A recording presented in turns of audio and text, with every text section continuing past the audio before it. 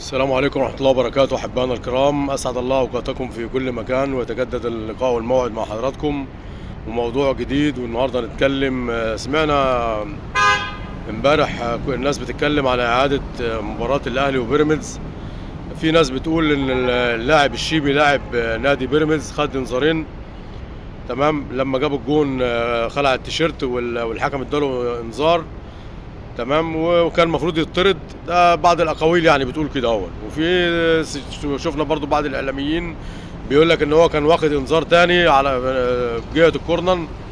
فخلينا نشوف برضو ايه ما نسبقش الاحداث، وخلينا نشوف المباراه مره تاني بتأني كده ونقعد ونشوف ايه اللي حصل من الحكم، هل اداله انذار او اتنين. وفي ناس بتقول لك فعلا هو اداله، هو عمل فاول، بس بعض الاراء يعني ايه بتختلفوا كده بيقول لك هو عمل فاول، بس الراجل الحكم ما ادالوش هو الانذار اللي هو الثاني او الاولاني، اداه لعيب تاني. يعني الشيبي عمل فاول والحكم ادى انذار للاعب تاني.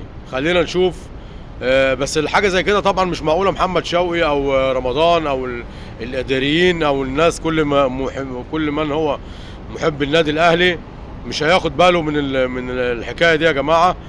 ففي ناس كتيره بتأيد الانذارين، وفي ناس بتقول لك لا، ده هو انذار واحد لما خلع التيشيرت وجاب الجون بالنسبه للاعب الشيبي واعاده مباراه الاهلي وبيراميدز. وفي ناس طبعا بتعمل اسقاط وبدم خفيف المصريين، يعني بالروح الجميله، بيقول لك زي مباراه السنغال لما قعد يقول لك ايه ده هتتعاد ومش هتتعاد، وطبعا ايه في الاخر طلع كله فنكوش. تمام. انت دلوقتي احنا هنعتبر ان المباراه ايه هتتعاد. انت كاهلاوي تحب ان المباراه تتعاد بعد المستوى اللي ظهر بيه النادي الاهلي؟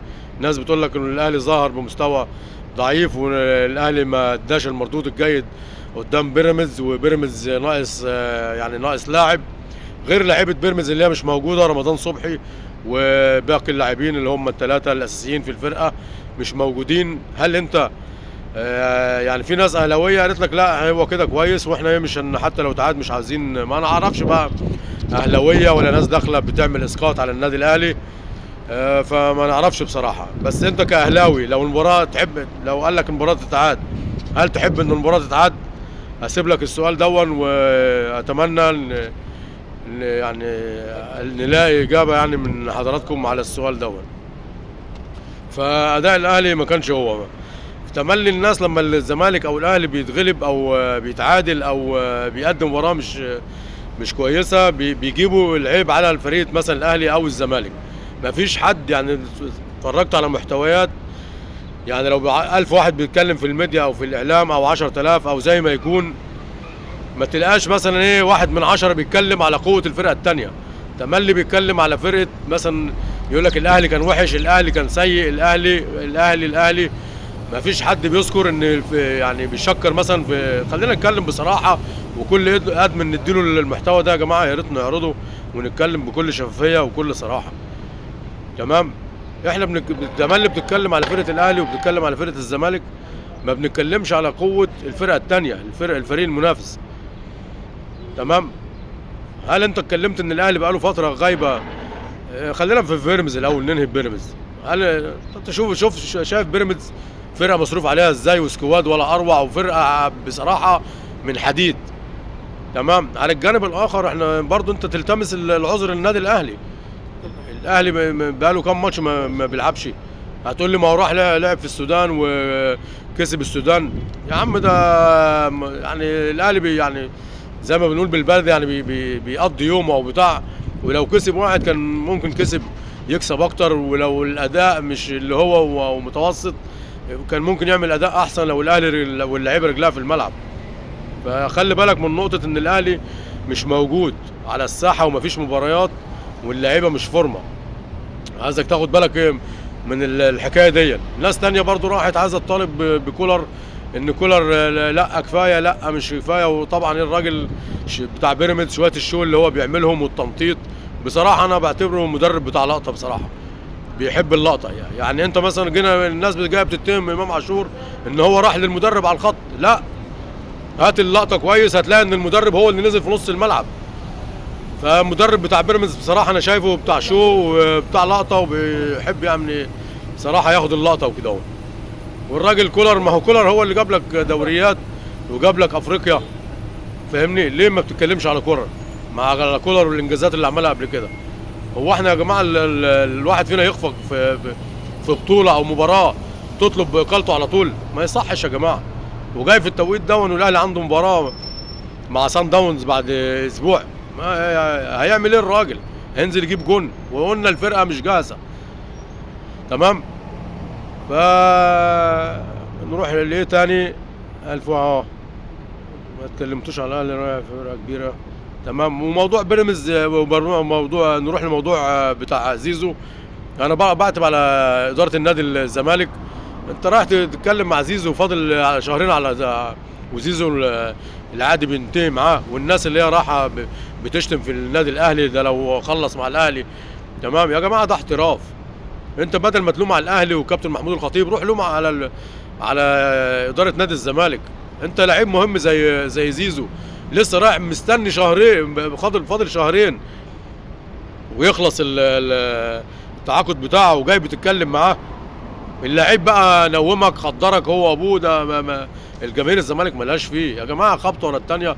قسما بالله الجمهور ده، جمهور الزمالك ده ابطال. حرام يعني الضربات المتتاليه والمتواليه اللي بياخدها جمهور الزمالك دون. يعني برضو من قيمه كام شهر فرطوا في افضل لاعب في مصر. دلوقتي امام عاشور، انا شايف ان امام عاشور افضل لاعب في مصر. بكل سهوله الزمالك بيفرط فيه وقوه ضربه. تمام. بيروح الاهلي يتعاقد معاه، ما اي نادي تاني هيتعاقد معاه لعيب جيد لعيب كويس هيصنع لي الفارق، اروح اتعاقد معاه يا عم. تمام. ما خلصتوش من امام عاشور او ما خلصناش من امام عاشور تروح بزيزو. فاهمني؟ ما فيش شفافيه في التعاقد. ولازم تعرف ان كل اللي يكلم يقول لك ايه؟ ابو زيزو والد زيزو، ابو زيزو والد زيزو. طب انت فين زيزو من الموضوع؟ ما طلعش ليه في اي قناه يبرر ولا يبرأ نفسه ولا ما فيش. زيزو ملوش اي دور خالص. تمام. تعرف ان هنا في فيلم تاني بيتحضر او في فيلم تاني معمول او جاهز، او الراجل يعني متكي على حاجه او ساند ظهره على حاجه او مخلص في حاجه. فلازم يبقى انت كجمهور او اداره عارف كده هون. لكن شغل النوم في العسل ده بصراحه انا اقسم بجلاله الله بشفق على جماهير الزمالك. اتنين لعيبه من افضل لاعبي مصر على الاطلاق بصراحه، يعني امام عاشور وزيزو. ما اعرفش اداره يعني اداره النادي الزمالك تشيل المسؤوليه كامله بصراحه يعني. ايه انت لعيب زي زيزو لعيب زي امام عاشور يا راجل ده ربع قوه المنتخب المصري قسما بالله. تمام. لعيب زي امام عاشور عايزه في اي مكان معاك، باك معاك، ليفت، رايت، هاف، مهاجم. كنت كتبتها في بوست، ليبرو، مساك. ده لو كان الشناوي، امام عاشور الوحيد اللي في مصر هيعمل لك الحته دي. فين اداره الزمالك يا جماعه؟ ازاي تفريط في امام عاشور؟